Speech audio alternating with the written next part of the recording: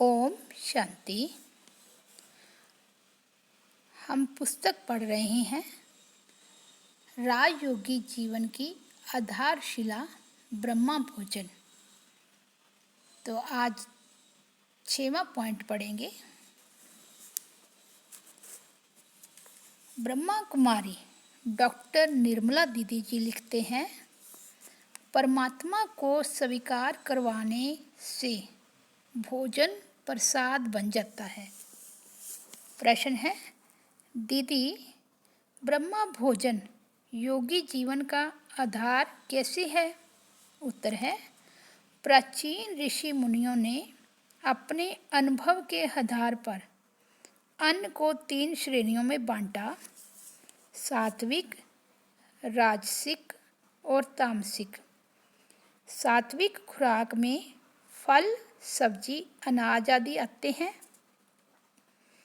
राजसिक खुराक में गैस पैदा करने वाले खाद्य।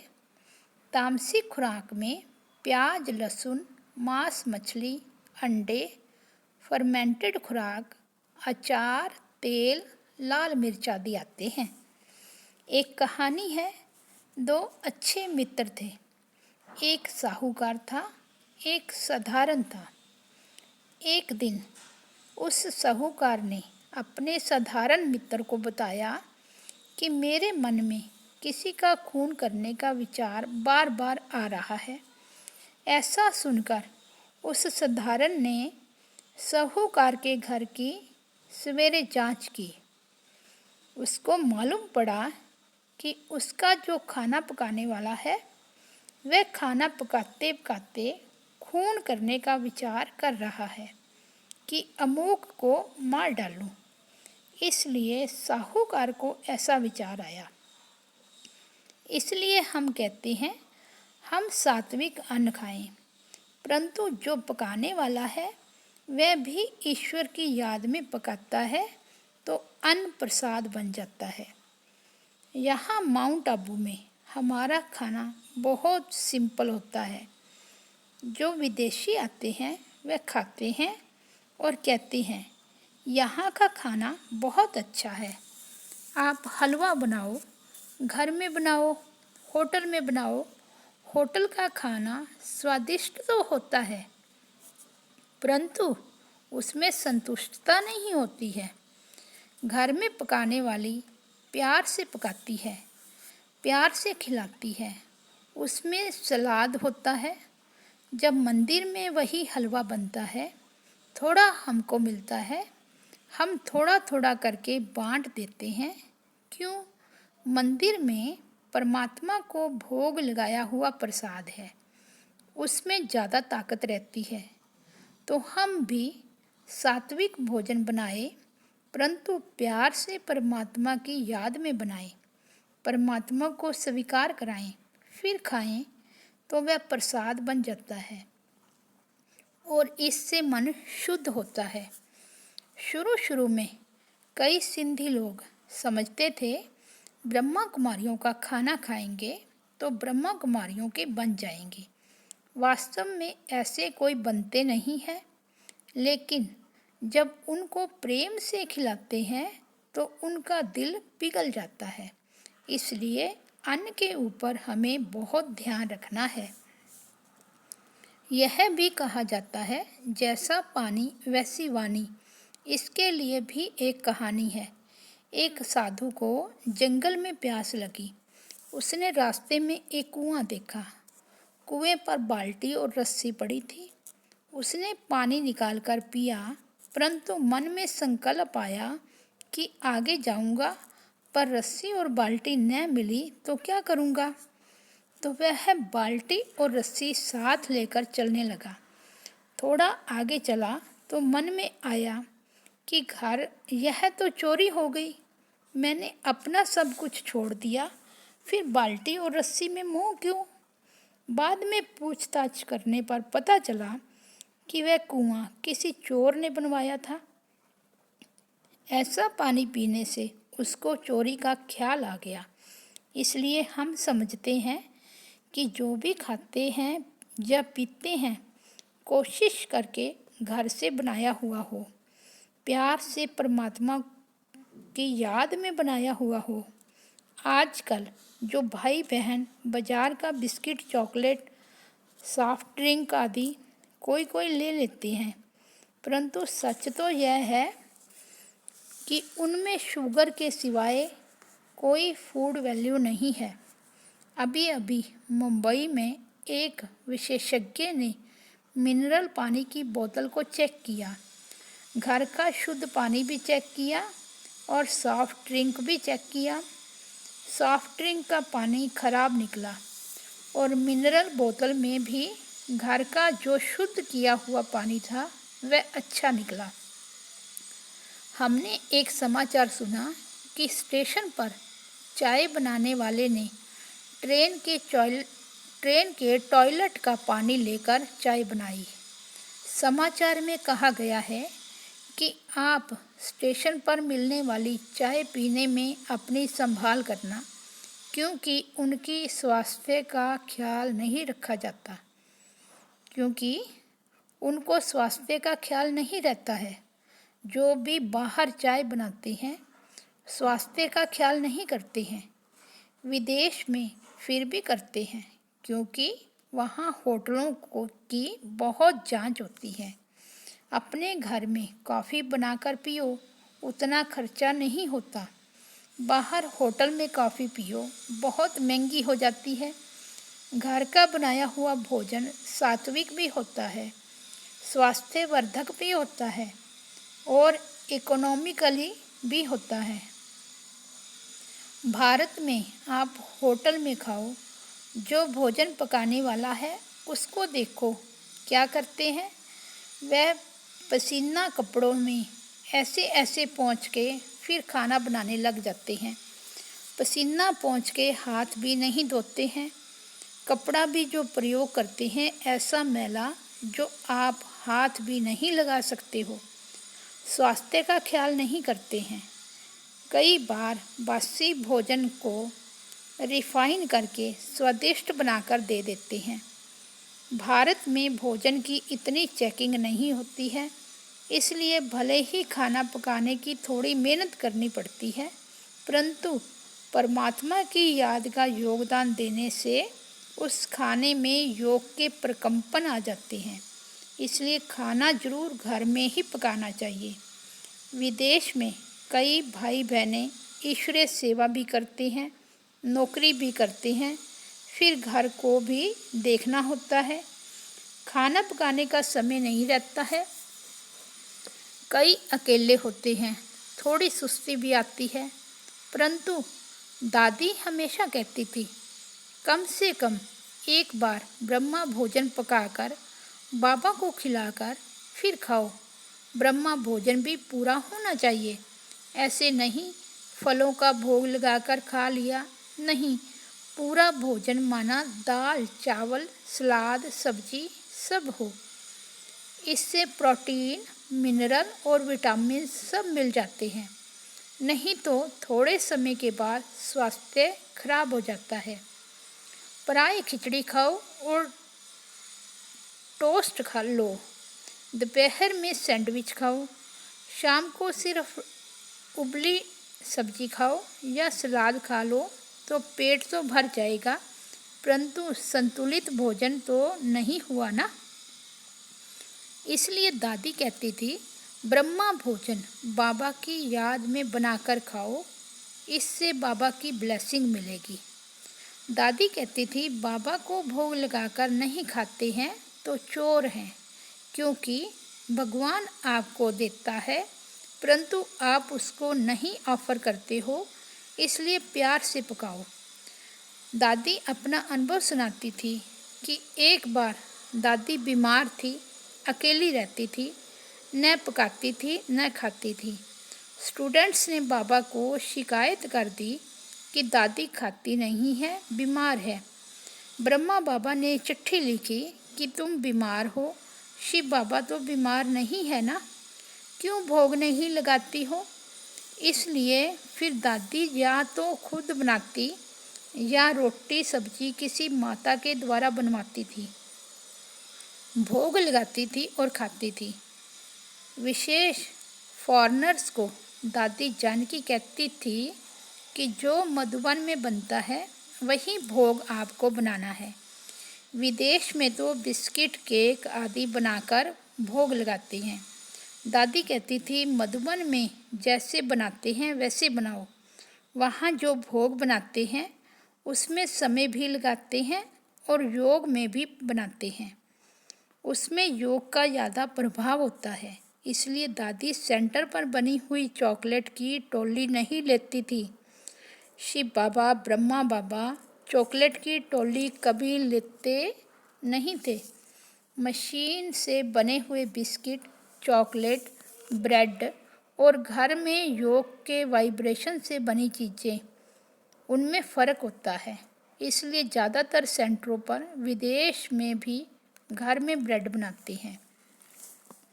प्रश्न है, दीदी बाबा के समय सेवियां जो हाथ से बनती है वही खाते थे। आजकल बाजारी सेवियां या पास्ता ये सब चीज़ें खानी है या नहीं खानी है? उत्तर है, मधुबन में जो बनाते हैं, क्योंकि यहाँ बाहर से लोग आते हैं, उनको रोटी, सब्जी, दाल अच्छी नहीं लगती है। यहाँ रिट्रीट में बड़े या बच्चे आते हैं मलेशिया से, उनके लिए खास बनवाते हैं। पास्ता कभी कभी बनवाते हैं। मधुबन में हजारों का भोजन होता है। ज्ञान सरोवर में हर हफ्ते प्रोग्राम होता है, इसलिए बाजार के पापड़ प्रयोग करते हैं। लेकिन गुजरात में, मुंबई में सेंटर पर ही पापड़ बनाते हैं।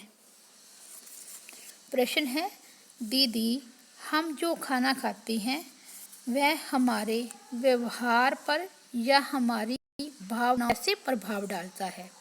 उत्तर है, जब हम प्याज काटते हैं तो आँखों से पानी आ जाता है। वह हमारी आँखों को जलाता है, तो पेट को कितना जलाता होगा? ज्ञान में आने के तुरंत बाद मैंने प्याज लहसुन नहीं छोड़ा था। एक बार मिर्च, प्याज, लहसुन आदि डालकर कोई चीज़ मैंने रात को खाई अच्छी रीति से, दूसरे दिन योग नहीं लगा। तब अपने अनुभव से मैंने छोड़ दिया। मांस, मछली, अंडे आदि खाना हिंसा है।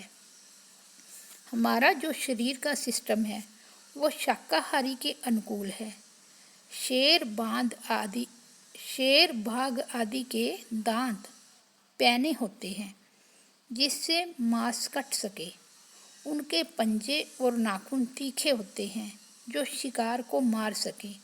हमारे दांत भी शाकाहारी के हिसाब से है। शाकाहारी भोजन को हजम होने में कम समय लगता है, मांसाहारी भोजन को हजम होने में ज़्यादा समय लगता है। जो रात को मांसाहार करते हैं उनका पाचन तंत्र सारी रात चलता रहता है। पेट को आराम नहीं मिलता है, दिमाग को भी आराम नहीं मिलता है।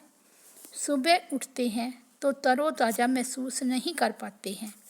हम शाकाहारी 6 घंटे सोते हैं और तरोताज़ा उठते हैं। रात्रि को 10 बजे सोकर प्रातः 4 बजे उठ सकते हैं। जो देर से भोजन खाते हैं, भारी खाते हैं, अमृत वेले, उनका योग ठीक नहीं लगता है।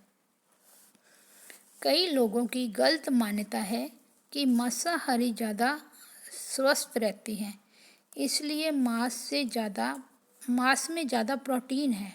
कई डॉक्टर सलाह देते हैं कि आप चिकन और सूप खाओगे तो आपका हीमोग्लोबिन बढ़ेगा। परंतु इंग्लैंड में शोध किया गया है, वहाँ पर शाकाहारी भारतीय काफ़ी हैं और मांसाहारी भी हैं। देखा गया है कि शाकाहारी लोगों का दवा का बिल कम होता है, हॉस्पिटल में भी कम जाते हैं। मांसाहारी ज़्यादा बीमार होते हैं। मीट में फैट ज़्यादा होती है जिससे हृदय को तकलीफ़ हो जाती है। मांसाहारियों के पेट में यदि थोड़ी भी हड्डी रह जाती है तो वो कैंसर हो जाता है। इसलिए देखा गया है कि मांसाहारी ज़्यादा बीमार होते हैं। मलेशिया में एक माता ने मेरे साथ बहस शुरू की कि शाकाहारी ज़्यादा बीमार होते हैं। वह करीब मेरी उम्र की ही थी। मैंने पूछा, तुम ज़्यादा हेल्दी हो या मैं ज़्यादा हेल्दी हूँ? कहती है, आप हेल्दी दिखते हो क्योंकि आप कुमारी हैं, शादी नहीं की है, कोई चिंता नहीं है। मैंने कहा, ऐसा नहीं है, वेजिटेरियन ज़्यादा हेल्दी होते ही हैं। मैं सारी ज़िंदगी शाकाहारी रही हूँ। आज 85 की उम्र में भी मैं सारे विश्व में सेवा अर्थ भ्रमण करती हूँ। हमारे यज्ञ की कई दादियों ने 80 साल से ज़्यादा आयु में शरीर छोड़ा। उस समय भी उनका शरीर काफ़ी अच्छा रहा। ब्रह्मा बाबा ने 93 साल की आयु में शरीर छोड़ा। उस समय मधुमेह की दवाइयाँ तो ज़रूर लेते थे, परंतु फिर भी उस उम्र में भी हमारे से फास्ट चलते थे। योग में पीठ को आधार दिए बिना एकदम स्ट्रेट बैठते थे। जो भी देखते थे कहते थे, दादा आपकी शारीरिक आकृति नहीं बदली इतने सालों में। दादी जानकी भी 104 की उम्र तक यात्राएं करती रही। योग का प्रभाव है। खाना पीना तो उन्होंने शाकाहारी ही खाया है, ब्रह्मा भोजन खाया है। दादी हमेशा कहती थी, जो ब्रह्मा भोजन है खाओ, कुछ नहीं होगा। बाबा की याद में पकाया हुआ भोजन हो तो कुछ नहीं होगा। अपने शरीर की संभाल रखनी है, परंतु ब्रह्मा भोजन जितना बाबा की याद में बनाते हैं, तन तंदुरुस्त रहता है और आयु लंबी रहती है। प्रश्न है, दीदी आप जब विदेश में शुरू में गए तब इतनी सुविधाएं नहीं थी, फिर आप लोग खान पान की धारणा को कैसे निभाते थे? उत्तर है, हम यहाँ भी गए, वहाँ भारतीय दुकानें होती थी, थोड़ी दूर होती थी। मुझे इतना खाने पीने का शौक़ नहीं था। मैं पहले लंदन में गई, वहाँ जो दुकान में मिलता था कच्चा ले आती थी और बनाकर खाती थी। गड़बड़ होती थी चीन और रूस में। चीन में सिर्फ आलू ही मिलते थे, रूस में भी ऐसा ही था, एक दो सब्जी ही मिलती थी, परंतु विदेश में जो मिलता है खाना पड़ता है। जब मैं लंदन गई तो हरी मिर्च शॉप में नहीं मिलती थी, वह लोग नहीं खाते थे। मैं अभी बिल्कुल भी मिर्च नहीं खाती हूँ। अभी तो सब स्थानों पर सब सुविधाएं हो गई हैं। रूस में भी सब कुछ मिलता है, कैरेबियन में भी सब कुछ मिलता है।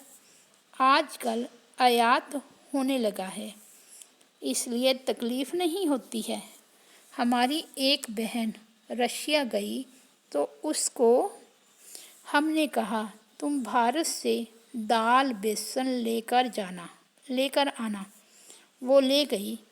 गेहूं का आटा कई देशों में अच्छा नहीं मिलता है। यहाँ की रोटी कितनी अच्छी बनती है, वहाँ ऐसी नहीं बनती है, इसलिए कहाँ कहाँ अभी भी ले जाते हैं। नहीं तो जो मिलता है वही खाना पड़ता है, प्रेम से खा लेते हैं। प्रश्न है, दीदी बाबा ने बोला है कि 1 साल का अनाज स्टॉक करके रखना है, विदेश में आप क्या करते हैं? उत्तर है, भारत में तो मकान बड़े हैं, संभाल सकते हैं। यहाँ बड़े बड़े ड्रम रख सकते हैं। विदेश में मकान छोटे होते हैं, इसलिए विदेश में हम कहते हैं कि 1 मास का रखो। सन 2000 में वार्निंग मिली थी कि सारे विश्व में सब गड़बड़ हो जाएगी, कंप्यूटर नहीं चलेंगे, इंटरनेट नहीं चलेगा। कईयों ने कई चीज़ें संभाल के रखी। हमारी एक बहन तो हमेशा अपनी कार में एक जोड़ी कपड़े रखती थी। कभी भी कहाँ भी भागना पड़ा तो भाग जाएंगे। कईयों का अनाज खराब भी हो गया, इसलिए हम कहते हैं ज़्यादा नहीं, जितना ज़रूरी है उतना रखो। प्रश्न है, दीदी, भारत में कई बार सुनते हैं कि भोजन की चीज़ों में काला जादू कर देते हैं। ऐसे नेगेटिव वाइब्रेशन से बचना है तो क्या करें? उत्तर है, योग करना है। हमने तो यहाँ तक सुना है कि किसी बहन को पढ़ने के लिए पत्र आए और पढ़ते ही वह अपना सब कुछ भूल गई। एरोप्लेन में भी सुना है कि बाजू में बैठा व्यक्ति दवाई डाल देता है और यात्री बेहोश हो जाता है, फिर उसको लूट लेते हैं। क्या क्या करते हैं। इसलिए हमारा योग अच्छा होना चाहिए। खान पान में योग से अपनी रक्षा करनी है। अच्छा, ओम शांति।